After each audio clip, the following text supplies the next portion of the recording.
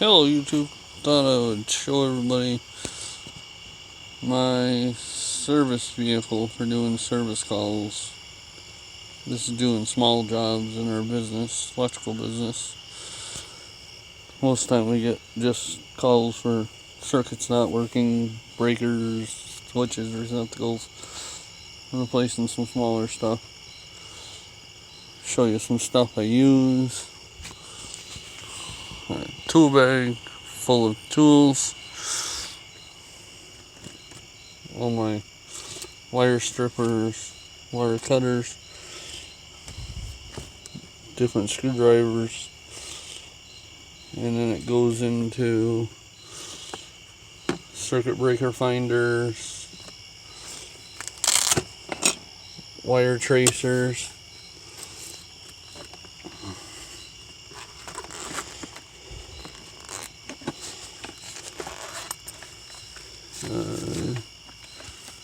simple multimeter. I throw a non-contact tester in with my meter and a screwdriver and a couple alligator clips in the little package here. I usually show up to the house, I bring a flashlight and my meter with the flat screwdriver and non-contact tester. That's my first go-to thing I walk into the house with. I always come with a flashlight, meter, and a screwdriver, the non-contact tester to test wires for being live.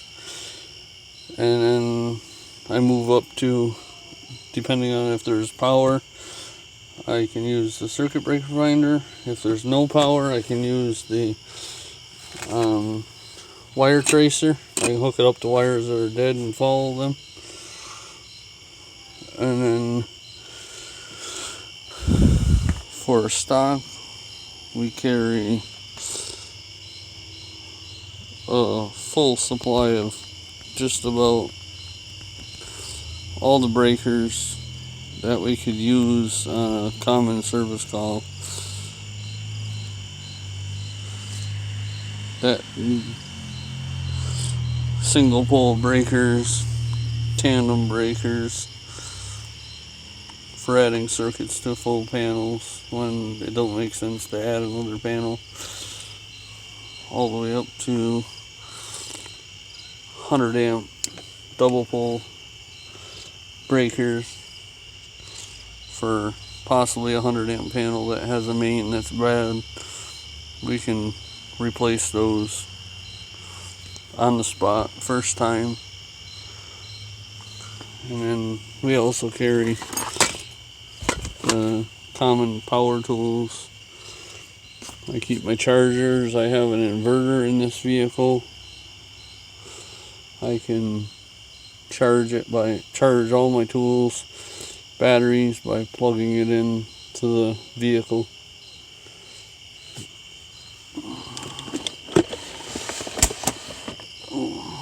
Close these up. We also carry common receptacles, tandem switches,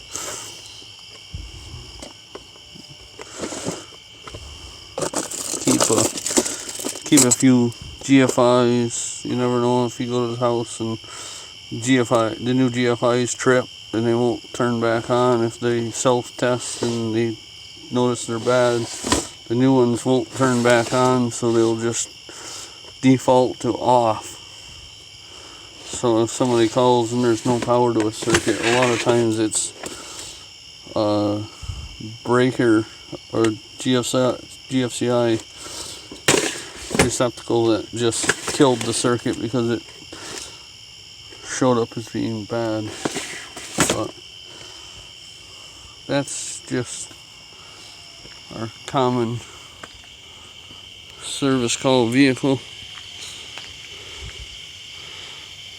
4-wheel drive gets us just about anywhere.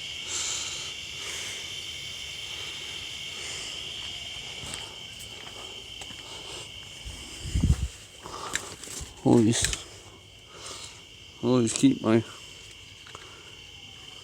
headlight flashlight. Keep that in here. Using my meters up in the front, so usually I just jump out with a flashlight and a meter, and I meet the person at their house and go to work right away.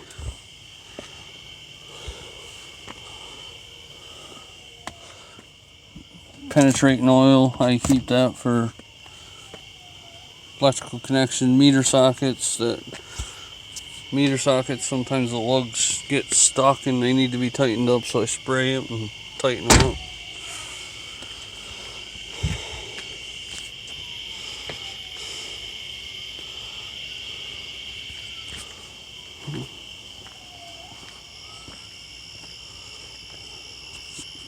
I also have a lot of connectors and wire nuts, and I keep a lot more stuff than I'm able to show in a short video, but we also keep two-way radios. A lot of times you get into an area where there's no service, you got two people working, you're trying to trace the circuit out, and no cell service, so you can't communicate, so we got the two-way radios.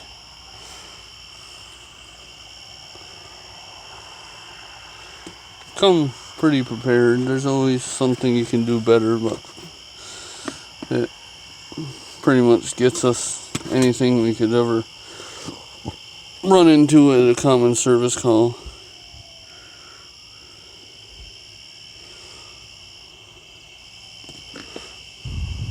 Thanks for watching. I could quick show you, actually. Maybe. In my tool bag,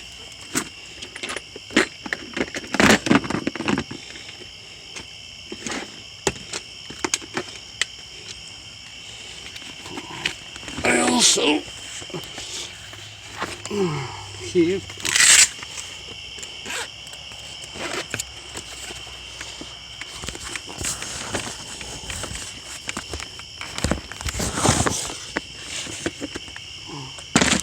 this parts tray, which I usually keep stocked up quite a bit. It's all my fasteners, splicers, cable TV connectors, Cat 5 connectors, wire nuts, random meter socket parts. Never know if we're gonna run into an old meter socket that I might have the part for.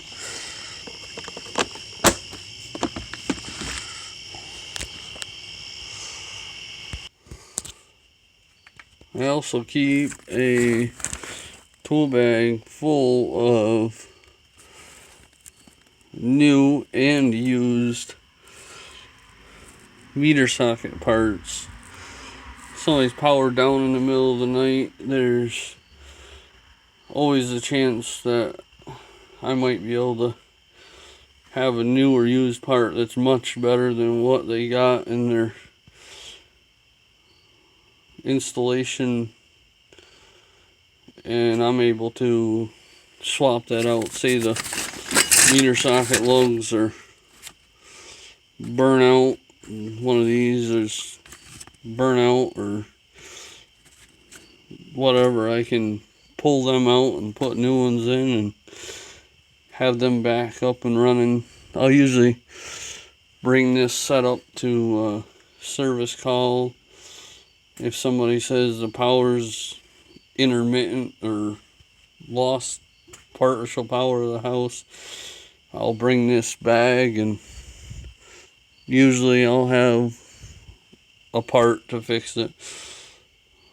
Almost all the time I find a part that works. I save these parts from meter sockets that are, there's nothing wrong with them. Sometimes they've never been used. They were installed in an apartment where there was 2, 3, 4 units, and this unit may not have ever even had power, so that has never been used. So I'll be able to throw that on a house or an apartment that lost power and needs that replaced. But you never know what you're going to need.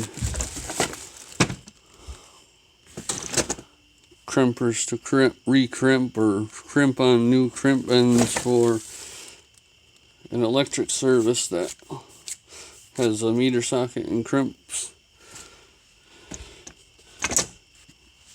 Each tap crimpers, overhead services, farms that have a main service and power goes from barn to barn.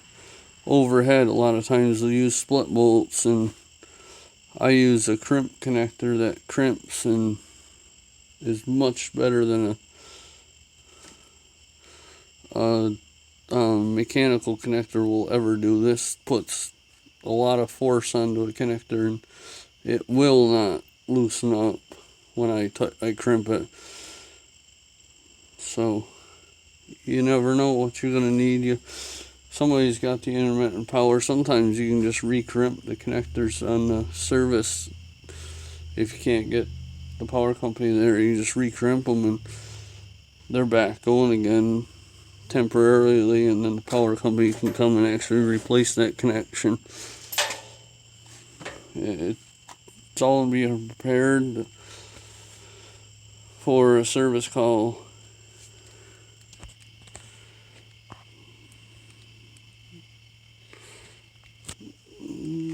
See if I can find the crimp to show.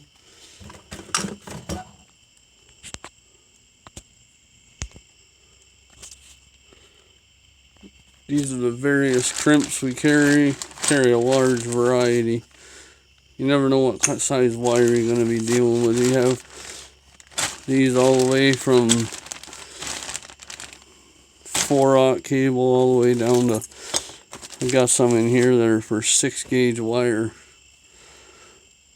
So you never know what you're going to deal with a connection overhead going to service, especially when you have farms where they bounce the power from barn to barn and they've got a split bolt connection that keeps burning up. You crimp it and it's permanent. It's gonna last and you won't have to worry about it. I appreciate you watching, and please like, subscribe, and share. Have a nice day.